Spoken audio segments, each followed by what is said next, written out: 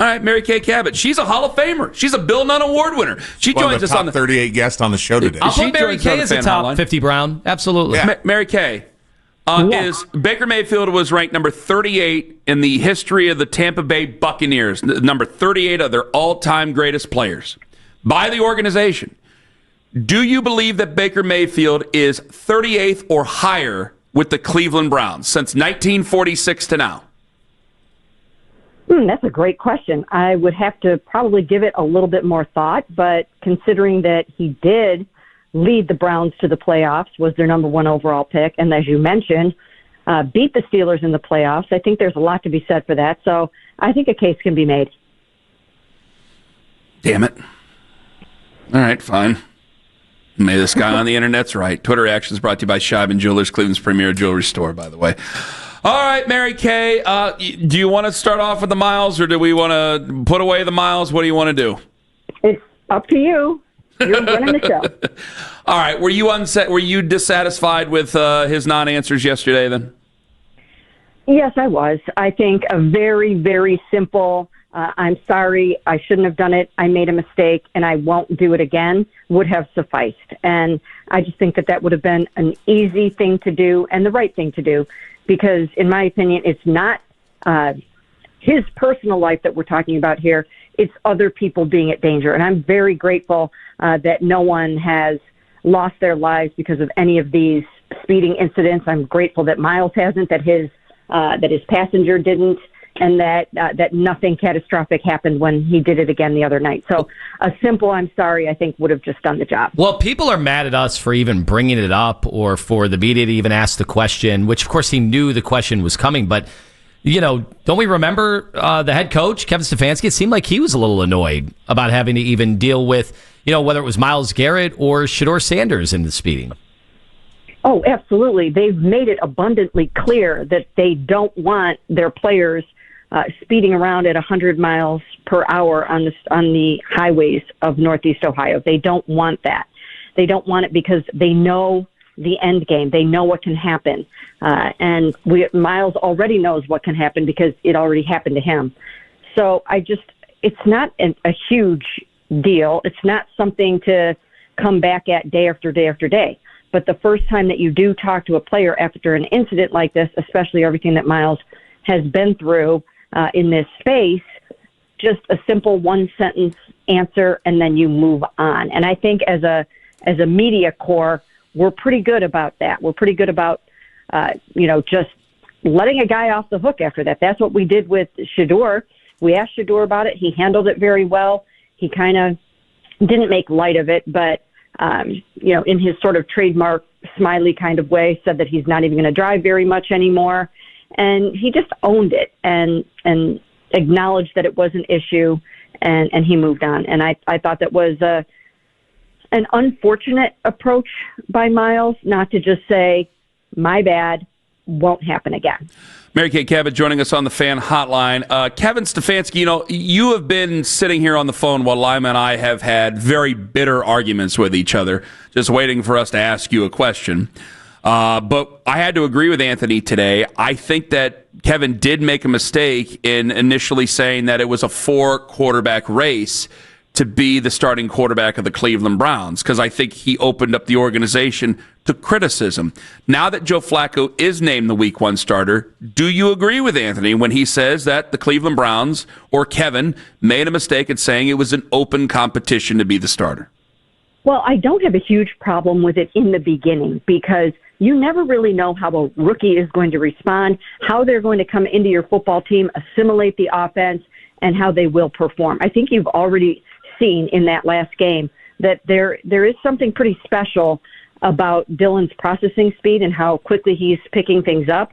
And then in the first game, you saw that Shedeur has an elite accuracy that, given that that's the most important trait for a quarterback, you want to see what that's all about.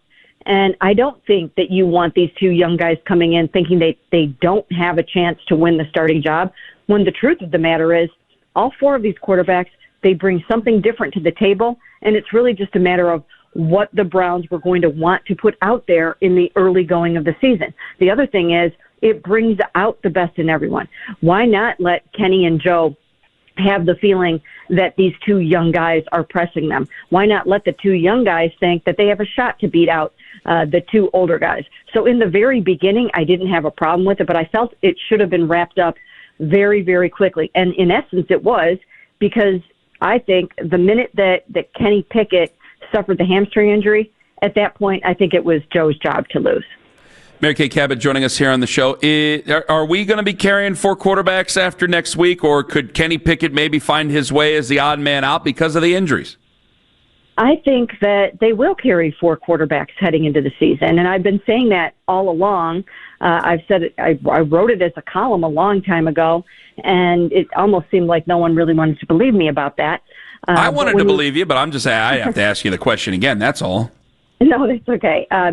They were always going to keep 3. They were going to keep Kenny, Joe, and Dylan even heading into the draft. That was the plan.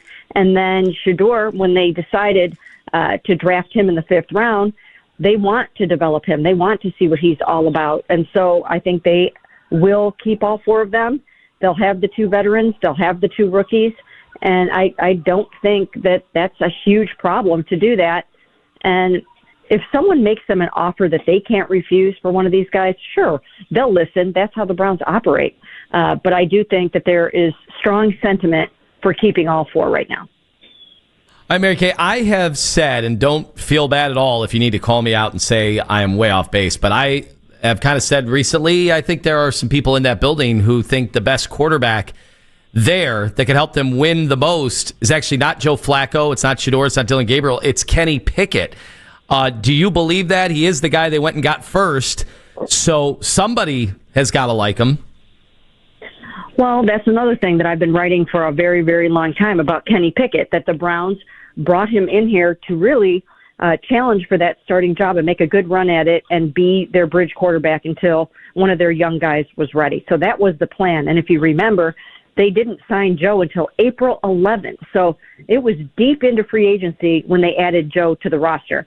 You don't do that if you think that guy is going to be your starting quarterback. So I believe that heading into the offseason program, Kenny Pickett was QB1. I think he was coming along well, and I think he was firmly in the mix to start week 1, along with Joe for the most part, until he suffered the hamstring injury, and then he just couldn't be in the competition anymore. And obviously, you know, we've seen how that has turned out. But absolutely, that was the plan for him to come in and really make a run at that starting job. So what happens to the rookies now as the season starts? Because I know we all argued about first-team reps. Well, there's going to be no first-team reps when this season gets going here because they have to go to Joe, and then maybe they go to Kenny. So how do these guys get ready where I think this is a season where a lot of us are anticipating we will see 4 quarterbacks, and we're seeing more videos out on Instagram, maybe even 5 quarterbacks by the time the season's said and done. Well, Kevin Stefanski has been very vocal about the fact that they are intentional about developing their rookies. That's what they will continue to do. They have these 2 guys in here. They have to know what they have before they head into a draft where they have 2 first-round picks. So they will find creative ways, just like they did in minicamp and in training camp, to get these guys the reps that they need. Of course, they will run the scout team at times, and they will do other things. They will do after-practice sessions like they have been doing. They'll find ways to get these guys up to speed and to continue to develop them.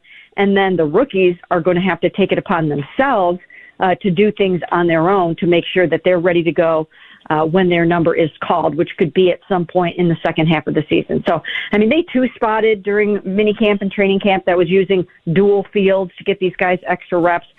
They'll find creative ways to get it done. Juwan Briggs, he got traded to the Jets yesterday. They must be feeling really good about the depth they have on that defensive line. Well, to a certain extent, yes, but it's not like Juwan Briggs was a starter. I mean, he was a backup 7th-round pick from last year. So they had an extra body there, and they were able to parlay it into a little bit of a higher pick, and they did it. And I think over the next 3, 4, 5 days, you'll be seeing a lot of back-end roster moves. They'll try to acquire some more picks. They'll perhaps bring in some new players, and that's what happens at this time of year.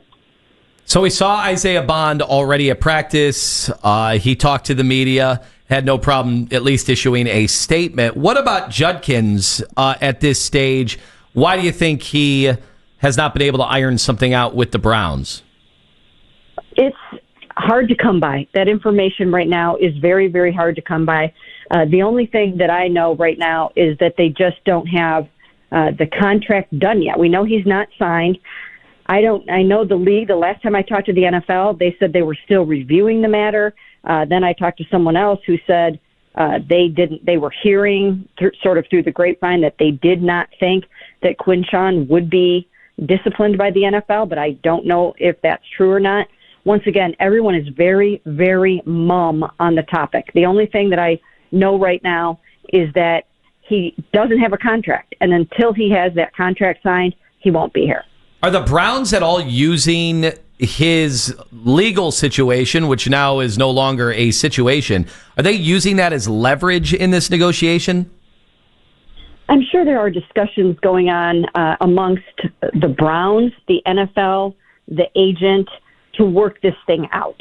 And perhaps there is something going on in that regard where they think if he's going to be suspended for a number of games, maybe that impacts the contract. So I'm not exactly sure right now, but I'm sure there are back channel discussions going on to make sure that it all works out for everyone. Well, the reason I asked the question is because if they didn't think he did anything wrong, can they really not give him the money for the full year?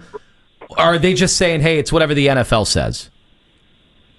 Again, I think it's negotiating and it's just talking things through to make sure that the contract lines up with the player's value. But those guys are slotted. The rookies are slotted, so he's going to get a certain amount of money. I think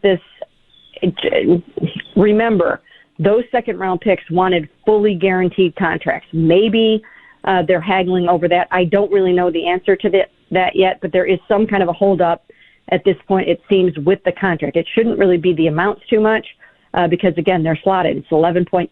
The signing bonus is going to be somewhere in the high $4 million. So I really don't think the money is an issue, and the Browns have never really pinched pennies when it comes to this sort of thing. Mary Kay Cabot on the Fan Hotline. Mary Kay, thank you very much for the time. We'll talk to you again next week. Sounds good. Thanks, guys. Thank you. What are you thinking over there? What are you thinking over there? You're starting to, the wheels are starting to clink together. What's going on? Well, just that if the Browns always say, we've done our own investigations on matters or whatever. And it happened with Isaiah Bond, who they immediately put into a practice situation. Okay, Judkins' legal issues are now behind him, right? Yes. Okay, so... But not with the NFL. Right, but what is does it matter what their investigation? They always say, we've done our internal investigation. If they've done an investigation, remember, they actually used the polygraph, conclusions of the polygraph. They used that for Isaiah Bond. I'm not sure what they're doing with Judkins, but I imagine they always say, we're conducting our own investigations, and obviously the NFL is too. If they think that he did nothing wrong, if he was just acting in self-defense or whatever in that altercation, then what's stopping them? Are they not going to give him a contract because they don't believe him, or they're just going to go by what the NFL does?